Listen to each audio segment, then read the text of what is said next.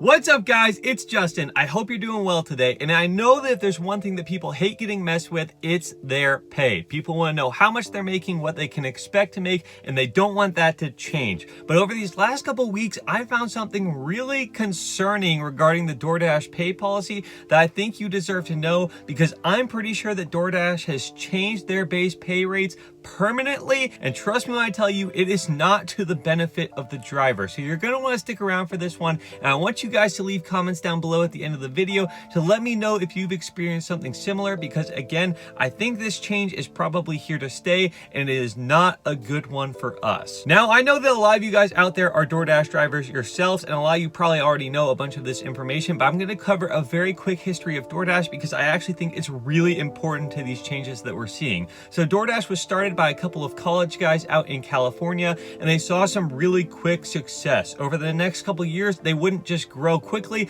they would expand to the entire country and take the absolute largest market share in the food delivery business, meaning they had surpassed Grubhub, they had beaten out UberEats, and they were the food delivery king. Now, a lot of this was thanks to startup money. They got a ton of startup money from venture capital firms that continued to push up their valuation, but the reason that they had to continue to take this startup money was because they were operating at a loss. They actually weren't making a profit per order. So when you went out and delivered something, DoorDash was actually losing a little bit of money. Now, I don't have to tell you that companies want to make money. That seems like goal number one of literally any company ever, is to make money. But DoorDash was so obsessed with expansion and make sure that they actually got enough of a market share that they were willing to take the losses at the time. Now, that can only last for so long, and eventually investors become wary of whether DoorDash would ever be able to make a profit. But CEO Tony Xu said, "Don't worry, investors, we can turn on profitability at any time." Now, I really don't know what that means, and I honestly don't think that investors did either. That was probably just a way to calm their fears. But DoorDash has continued to see their stock drop, and I can understand where investors would have been concerned.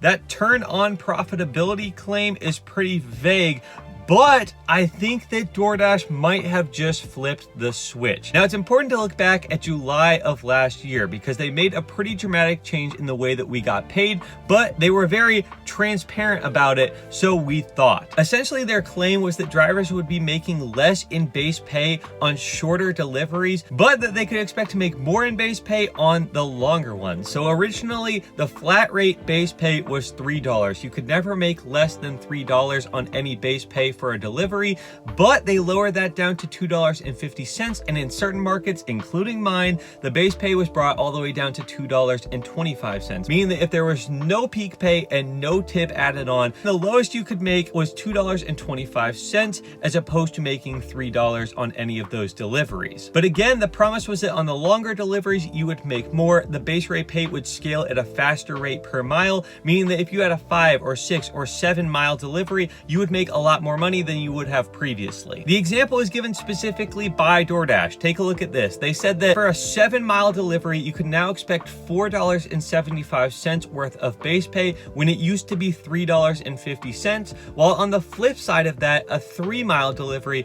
would only give you $2.50, the minimum, when it was originally $3. Now, the important part here is that they claimed that it would be the same earnings per hour for drivers. They said that while you would be making less on those shorter deliveries, you'd be making more on the longer ones, and overall, drivers shouldn't expect to see any change in their overall pay. Was this true? I can't specifically tell you because I wasn't driving before this time. I only started driving after. But what I can tell you is that things are not the same as what this claims, and I've seen changes over even the last couple months that lead me to believe that even without making an announcement, DoorDash has changed their pay scale. Now, if you watch the video, I'm sure you know that I went through absolute pain to do it, but as an experiment, I accepted literally every DoorDash order for 10 hours straight. Never do this. It was truthfully miserable. I will never do it again, and you shouldn't either. But this is what led me to this discovery, because I started accepting some really bad orders that I never ever would have accepted, and the findings were crazy. So look at this order, for example. It was 8.5 8.4 miles, okay? This pay is absolutely not worth 8.4 miles. I don't have to tell you this. This is the kind of order that you deny every single time. But for 8.4 miles, according to that old DoorDash pay announcement, this should have gotten like $4 or $5 or $6 worth of base pay, right? The longer trips we make more money, the shorter trips we make less. Well, that wasn't the case at all. In fact, I made the absolute minimum $2.25 base pay. How does that work? Let's look at another one, all right? This order was for 8.3 miles. Again, absolutely not worth it. I would never ever take this order. Look at it, it is horrendous.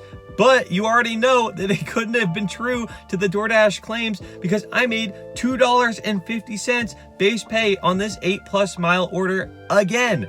Again, how does this back up the claims that they made whatsoever? If this was true, I would have made $6, $7, $8 for this order, but it wasn't true whatsoever. Now let's go back and look at one of the first orders that I got when I first started DoorDashing, because I think that's what's really interesting. This is from my first trip, and you can see it was for 4.4 miles. Definitely not a horrendous order. I took it, I delivered it, and when I dropped it off, I was pleased to find that I made $2.75 worth of base pay. Not the minimum $2.25 for my area. I made a full 50 cents more than that, which I thought was probably pretty fair, given that this trip was less than 5 miles long. But right now, I'm getting $2.25 for 8+ mile orders. Now here's what I think is happening, and this is all speculation, and I'm not going to come out and say anything specific because I don't want somebody to come out and say I'm defaming their business. So Tony Shu, if you're listening to this, this is solely for entertainment purposes. But those orders that I was taking, I'm guessing they were probably sending to me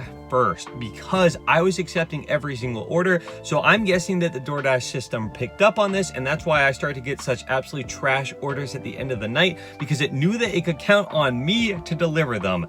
Yay. Now, if these deliveries had sat and waited and gotten passed from driver to driver to driver with nobody accepting them because they were obviously garbage, I think that the system would have probably started to raise the base pay rates so that it would eventually become worth it for a driver, or they would just have to drop the order because nobody wants to go 8 miles for $3 or $4 or even $5 either. So is that claim true, that DoorDash is paying us the same, just differently than they were originally when it comes to base pay? I would say most definitely not. These longer orders are not worth it if you get a bad one, because the base pay could still be $2.25 or $2.50 depending on your market. And I think that this might be the profitability switch that they were talking about when they were trying to ease investors' minds. If they only have to pay a driver $2.25 to do these massive deliveries, then yeah, they're gonna make some money on that. And even though the difference between $3 and $2.50 might not seem enormous, when you're doing millions of deliveries every single day,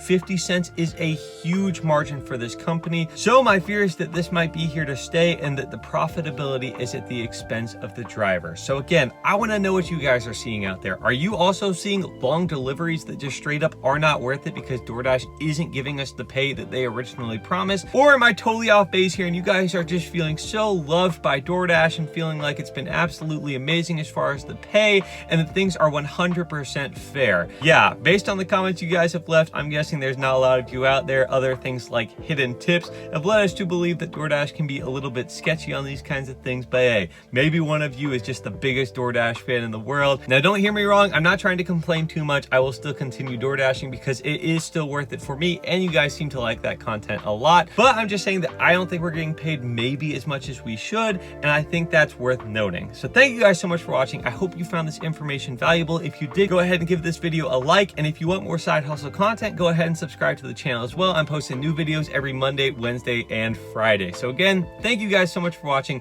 I hope you have an amazing rest of your day, and I'll see you soon.